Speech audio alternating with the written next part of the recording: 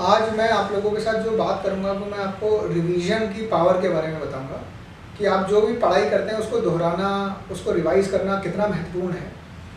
In fact अगर मैं बोलूँगा कि सिविल सेवा में सफलता में या किसी भी एग्ज़ाम में सफलता में 100% अगर किसी चीज़ का 100% अगर टोटल वेटेज है तो 50% वेटेज केवल और केवल रिवीजन के रहते हैं। कई बार आपने फील किया होगा कि आप एग्ज़ाम हॉल में गए और आपको चारों विकल्पों को देख के लगा कि ये मुझे डाउट हो रहा है, मुझे ये तो श्योर है कि इसमें से है, लेकिन मुझे फाइनल नहीं पता क्या है। उसका कारण ये है कि वो टॉपिक आपको याद तो है लेकिन उतनी अच्छी तरह याद नहीं है, आपसे उसको सिंगल आउट कर लें। रिवीजन का ये है, आपको जो ह्यूमन माइंड है उसको आपको किस तरह काम करता है आपको याद रखना पड़ेगा। हमारी एक शॉर्ट टर्म मेमोरी रहती है, एक लॉन्ग टर्म मेमोरी रहती है। जब आप किसी भी पढ़ाई को करते हैं, किसी नया टॉपिक को समझते हैं तो वो आपकी शॉर्ट टर्म मेमोरी में जाता है। और इसके दो प्रकार हैं, दोनों प्रकार मैं आपको बताऊंगा और आप कैसे उसका फ़ायदा ले सकते हैं। भगवान ने सभी लोगों को एक जैसी मेंटल फैकल्टीज़ के साथ भेजा है, लेकिन कौन आदमी अपनी मेंटल फैकल्टीज़ का कैसे यूज़ कर ले उससे वो आगे बढ़ सकता है। पहला तो ये है कि आपके 5 सेंसेस हैं। आपके सेंसेस कौन से हैं? आपकी आंखें हैं, उससे आप देखते हैं। आपके कान हैं, आप उससे सुनते हैं। आपके लिप्स हैं, बोलने की आपकी ताकत है। आपका सुना साइट, आपके कोई चीज़ महसूस कर सकते हैं। तो ये सारे आपके सेंसेस हैं। और जो आपके ये पांचों सेंसेस हैं, ये पांचों सेंसेस का आप प्रयोग करिए। जैसे मैं हमेशा बोलता हूँ कि कोई बच्चा जो केवल वीडियो लेक्चर सुन रहा है, उसने क्या किया? उसने केवल अपने सुनना और देखना 2 का यूज़ किया। वही लोग अगर पढ़ते समय कुछ नोट डाउन भी कर ले तो वो अपना टच का यूज़ भी कर रहा है। तो आपको रीडिंग, आपको राइटिंग, आपको स्पीकिंग, जैसे बोला जाता है ना, पहले के लोग, होशियार लोग बोलते थे कि कोई भी पाठ को बोल बोल के पढ़ो या पढ़ने के बाद किसी को वो पाठ सुना दो, तो आपका मेमोरी भी उसमें आ जाएगी। तो अगर किसी भी टॉपिक को, अगर मान लीजिए आपने एक पन्ना पढ़ा किसी भी विषय का, उस पन्ने को पढ़ने के बाद अगर आपने उसको उंगली रख के हुए पढ़ा तो आपका सेंस इन्वॉल्व हो गया। उंगली रखते पढ़ेंगे तो आप पाएंगे आपका कंसंट्रेशन इंप्रूव हो जाएगा। और उसी के बाद आखिरी में आपने आंखें बंद कर ली और आंखें बंद करके आपने केवल ये रिकॉल किया कि मुझे इस पन्ने की कितनी चीज़ें याद हैं।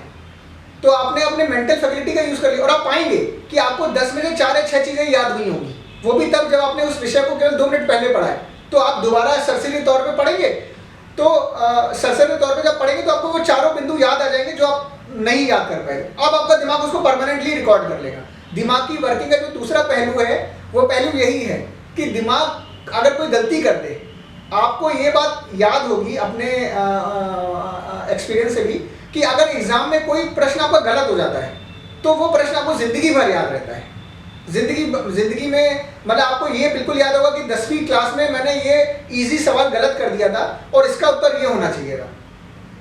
जो तीसरा पहलू है रिवीजन का, पहला पहलू तो मैंने आपको बताया कि आप सभी सेंसेस का यूज़ करते हुए पढ़ाई करें। आप रीड भी करिए, स्पीक भी करिए, आप दोहराइए भी उसके, आप मन में उसको बोलने की कोशिश भी करिए, आप बोल बोल के पढ़िए, आप अपनी उंगली रख के भी पढ़िए। जो दूसरा पहलू है कि रिवीजन कैसे करें।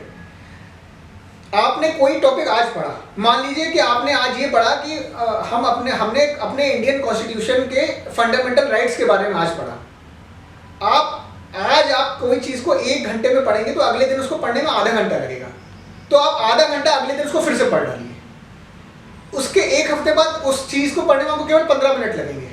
अब 15 मिनट बाद उसको 1 हफ्ते बाद पढ़ लीजिए, फिर 1 महीने बाद भी 15 मिनट दे दीजिए और फिर एग्जाम के पहले उसको एक रिवाइज कर लीजिए। तो इससे क्या होगा, मान लीजिए आज आपने याद किया कि पूरे दुनिया में इन कंट्रीज की राजधानी ये है, आपने 2 दिन बाद आज पढ़ लिया, आपको कुछ याद रहेगा, कुछ आपका मिस आउट हो जाएगा। आपने अगले दिन फिर पढ़ लिया तो आपको दिमाग को लगेगा ये कोई महत्वपूर्ण चीज़ है जो ये व्यक्ति दिमाग में डालना चाहता है, तो वो आपकी मेमोरी में आ गया। फिर आपने उसको हफ्ते भर बाद फिर से राजधानियाँ पढ़ी विश्व के देशों की, फिर आपकी परमानेंट मेमोरी में आ जाएगा। आपको 90% चीज़ें याद हो जाएंगी। फिर आपने 1 महीने बाद पढ़ा तो आपको 99% चीज़ें याद हो जाएंगी और एग्जाम के पहले आप देख लेंगे तो आपको 100% याद हो जाएंगी। आपने अगर 5 चीज़ें कर ली ना तो आपकी ज़िंदगी भर की लॉन्ग टर्म हो गया। और इसका तरीका क्या है, आप एक डायरी ले लीजिए, उस डायरी में डाल लीजिए, आपने लिख दिया कि आज 1 अप्रैल को मैंने ये टॉपिक पढ़ा, तो अगले दिन 2 अप्रैल पे भी लिख दीजिए मुझे इसको देखना है, फिर मुझे 10 अप्रैल को भी देखना है, फिर मुझे 1 मई को भी देखना है और फिर मैं भी 3-4 महीने बाद देखना है। आपका टाइम उसमें बहुत कम लगेगा। इनफैक्ट दिन में जो पहले 2-3 घंटे हैं वो आपको रिवीजन के लिए ही देने चाहिए। और उससे क्या होगा, देखिए ये बात मैं आप लोगों को कई 1-2 पहले वीडियोस में बता चुका हूँ, लेकिन बहुत महत्वपूर्ण बात है। हम नया पढ़ने के चक्कर में इतना ना उठा पाए कि एग्जाम वाले दिन हमारा दिमाग उन चीज़ों को कैरी करके एग्जामिनेशन हॉल में ना ले पाए।